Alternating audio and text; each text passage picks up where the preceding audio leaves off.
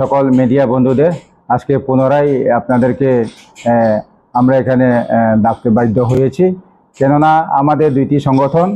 যথাক্রমে joint action rehabilitation committee JRC এবং joint action committee JAC দুইটি প্রাক্তন বুড়ি সংগঠনের পক্ষ থেকে আপনাদেরকে আন্তরিক শুভেচ্ছা অভিনন্দন জানাই। আজকে মূলত আপনাদের ডাকা বিষয় হলো যে আমাদের দুইটি সংগঠনের আগামী 13 তারিখ আগস্ট 2026 রোজ বৃহস্পতিবারে জাতীয় সড়ক 8 নম্বর এবং রেলওয়ে সড়ক অনির্দিষ্টকালের জন্য 9টি দফা দাবির সমর্থনে যে অবরোধ, সেটা আপাতত আমরা সরকারের আশ্বাস পেয়ে, মুখ্যমন্ত্রী আশ্বাস পেয়ে ওই অবরোধটা আমরা প্রত্যাহার করে নিয়েছি। ওই আন্দোলনের পরিপ্রেক্ষিতে গত 5 তারিখ আগস্ট মাননীয় জনজাতি কল্যাণ দপ্তর মন্ত্রীর সভাপতিতে গোর্খাবস্তিস্থিত কনফারেন্স হলে আমাদের দুইটি সংগঠনের প্রতিনিধির সাথে এক গুরুত্বপূর্ণ উচ্চ লেভেলের লাইন ডিপার্টমেন্টকে নিয়ে মিটিং হয়েছে। ওইখানে পুঙ্খানুপুঙ্খভাবে আমরা আলোচনা করেছি এবং আজকে 10 তারিখ আগস্ট 2026 আমাদেরকে 13 তারিখের আন্দোলনের বিষয়কে নিয়ে স্পেশাল ব্রাঞ্চের এসপি শ্রদ্ধেয় চন্দন সাহা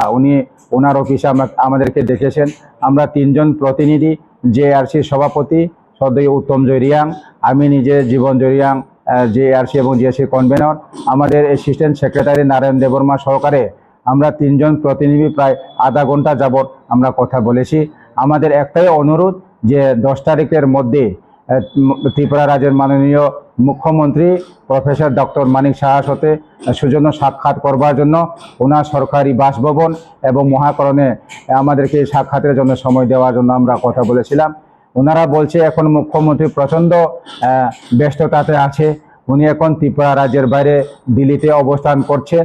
আগামী 15 তারিখ আগস্টের পরে উনি ত্রিপুরাতে আসার পরে আমাদের সাথে উনি কথা বলবেন এবং উনি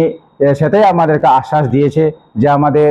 যারা প্রাক্তন আত্মসমর্পণকারীদের যে সমস্যাগুলা দ্রুত সমাধান করবার জন্য তাদের আধিকারিককে উনি নির্দেশ দিয়েছেন এবং আমাদেরকে এটাই বলা হয়েছে আগামী 3 মাসের মধ্যে আমাদের যে 9 দফা দাবি সেটা বাস্তবায়ন করা হবে। এর জন্য ছোট রাজ্য ত্রিপুরাতে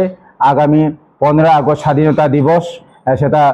শান্তিভাবে উদযাপিত করবার জন্য ওনারা অনুরোধ করেছেন এবং সদ্যয় উপজাতি কল্যাণ দপ্তরের মাননীয় মন্ত্রী বিকাশ দেববর্মা এবং এসপি ডিজিপি সবাই আমাদেরকে অনুরোধ করেছেন সেটা আপাতত পোস্টপোন করে দেওয়ার জন্য।